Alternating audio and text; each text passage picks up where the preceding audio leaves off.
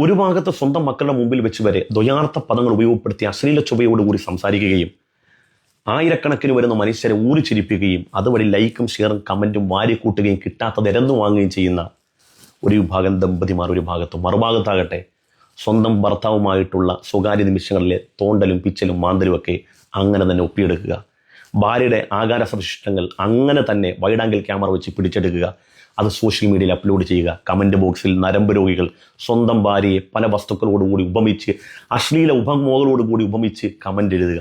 അപ്പോഴും കിട്ടുന്ന ഡോളറിൻ്റെയും ഷെയറിൻ്റെയും കമൻറ്റിൻ്റെയും ലൈക്കിൻ്റെയൊക്കെ ആധിക്യം കണ്ട് ആനന്ദപുളകിതമായി ജീവിക്കുന്ന ഒരു വിഭാഗം ദമ്പതിമാർ മറുഭാഗത്ത്. ഇത് രണ്ടിലും പ്രതിഭ തെളിയിക്കാൻ കഴിയാത്ത മൂന്നാമതൊരു വിഭാഗം ആളുകൾ ഇപ്പോൾ ഇറങ്ങിയിട്ട് എല്ലാവർക്കും ഒരേ ലക്ഷ്യമേ ഉള്ളൂ, വൈറലാകണം. എന്താണ് അതിനുവേണ്ടി അവരെടുത്ത പണി?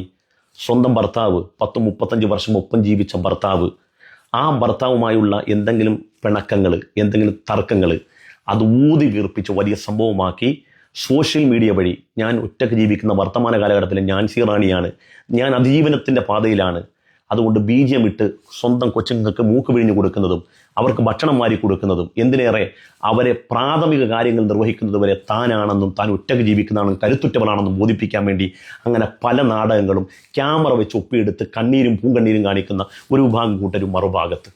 ഈ പറയപ്പെട്ട ഒരു കാര്യത്തിലും പ്രതിഭ തെളിയിക്കാൻ കഴിയാതെ എങ്ങനെ എനിക്കൊന്ന് വൈറലാകണമെന്ന ആഗ്രഹത്തോടുകൂടി വെമ്പി നടക്കുന്ന ചില ആളുകൾ ഇപ്പോൾ എടുക്കുന്ന പണിയാണ് മനുഷ്യൻ്റെ ആത്മാഭിമാനത്തിന് പുല്ലുവില കൽപ്പിക്കാത്ത ആളുകൾ. അതിൽ ഇന്ന് എരിഞ്ഞു തീർന്ന ദീപക് എന്ന് പറയുന്ന ഒരു ചെറുപ്പക്കാരനാണ്. ദീപകെ മാപ്പ് പറയുകയാണ്, ഒന്നും ചെയ്യാനില്ല, നിസ്സഹായനാണ്, ഒന്നും ചെയ്യാനില്ല. ദീപക് എന്ന് പറയുന്ന ചെറുപ്പക്കാരൻ ബസ്സിൽ പോയ നാൻസി റാണി, വർത്തമാന കാലഘട്ടത്തെ ശീലാവതി, ആ ശീലാവതിയുടെ ഏതോ ഭാഗത്ത് ആ ചെറുപ്പക്കാരൻ്റെ കൈയൊന്ന് കൊണ്ടുവെന്ന് പറഞ്ഞ ആ ദൃശ്യം അങ്ങനെ തന്നെ അവിടെ ഒപ്പിയെടുത്ത് അവൻ മനഃപൂർവ്വം ചെയ്താണ് നമ്മൾ സോഷ്യൽ മീഡിയ വഴി മുഴുവൻ നാറ്റിച്ചു.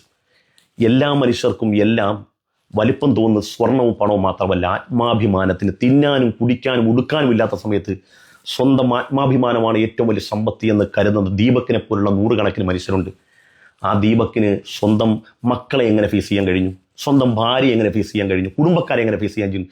തെറ്റ് ചെയ്യട്ടെ, ചെയ്യാതിരിക്കട്ടെ, തെറ്റ് ചെയ്താലും ചെയ്തില്ലെങ്കിലും ദീപക് മനുഷ്യരുടെ മുമ്പിൽ അപഹസിക്കപ്പെട്ടില്ലേ? നാലാളുടെ മുമ്പിൽ ആക്ഷേപം കേൾക്കേണ്ടി വന്നില്ലേ? ചുറ്റുവട്ടക്കാരെല്ലാം അവനെ മോശക്കാരനാക്കിയില്ലേ? അവനിക്ക് ജീവിക്കാൻ തോന്നുമോ?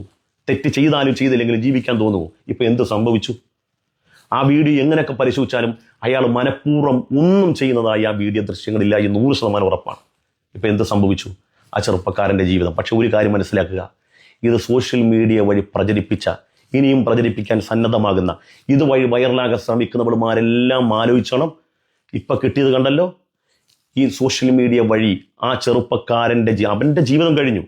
പക്ഷേ ഇനി നീറി ജീവിക്കാൻ പോകുന്ന ഇത്തരം തോന്നിവാസികളായിരിക്കും. നിങ്ങളെ ജനം വിടുമെന്നും മറക്കുമെന്നും വിചാരിക്കേണ്ട. മനസാക്ഷിയുള്ള ഓരോ മനുഷ്യരും നിങ്ങൾ അവഗണിക്കും. നിങ്ങളെ ഓർക്കുമ്പോൾ അവർ വെറുപ്പോടുകൂടി സംസാരിക്കും. നിങ്ങൾ ഈ ചെയ്യുന്ന ഈ തോന്നിവാസമുണ്ടല്ലോ, ഒരു മനുഷ്യൻ്റെ ജീവിതമാണ് ഇല്ലാതാക്കി കളഞ്ഞത്. നിങ്ങൾക്ക് നിങ്ങളുടെ വാക്കിനും പ്രവൃത്തികൾക്കും വലിയ പ്രയോറിറ്റി കിട്ടുമെന്ന് കാണുമ്പോൾ നിങ്ങൾ ഈ കാണിക്കുന്ന അഹങ്കാരം കൊണ്ട് എത്ര മനുഷ്യന്മാരുടെ ആത്മാഭിമാനം നഷ്ടപ്പെട്ടിട്ടുണ്ടെന്നറിയോ? തെറ്റ് ചെയ്തിട്ടുണ്ടെങ്കിൽ ഇവിടെ കോടതി സംവിധാനങ്ങളുണ്ട്, നിയമവ്യവസ്ഥകളുണ്ട്.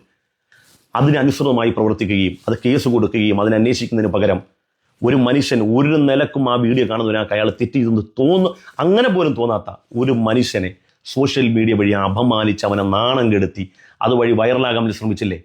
ഇപ്പം നീ വൈറലാകുന്നുണ്ടല്ലോ, എല്ലാവരുടെ മുമ്പിൽ നീ വൈറലാകുന്നുണ്ടല്ലോ. മരണം, രോഗാവസാനം വരെ നിങ്ങളെന്നും മുഖം മനുഷ്യർ, ഇവിടെ ജീവിച്ചിരിക്കുന്ന മനുഷ്യരാരും മറക്കത്തില്ല. അപ്പം ഇങ്ങനെയാണ് വൈറൽ ശ്രമത്തിന് ശ്രമിക്കുന്നവർക്ക് കിട്ടുന്നത്. ഇങ്ങനെ ആയിരിക്കും. പ്രിയപ്പെട്ട കൂട്ടുകാരെ, ദീപക്കെ ചെറുപ്പക്കാരിയാണെന്നുള്ള ആനുകൂല്യത്തിൽ ഇവക്ക് കോടതി മാപ്പ് നൽകിയാലും മനുഷ്യരുടെ മനസ്സിൽ ഇവക്ക് മാപ്പുണ്ടാവില്ല. ഗ്രീഷ്മക്ക് കോടതി കാലാന്തരത്തിൽ മാപ്പ് കൊടുത്താലും മനുഷ്യരുടെ മനസ്സിൽ അവർക്ക് മാപ്പില്ല. കൂടത്തായിലെ ജോലിക്ക് കാലാന്തരത്തിൽ കോടതി മാപ്പ് കൊടുത്താലും മനുഷ്യരുടെ മനസ്സിൽ അവർക്ക് മാപ്പ് കിട്ടൂല.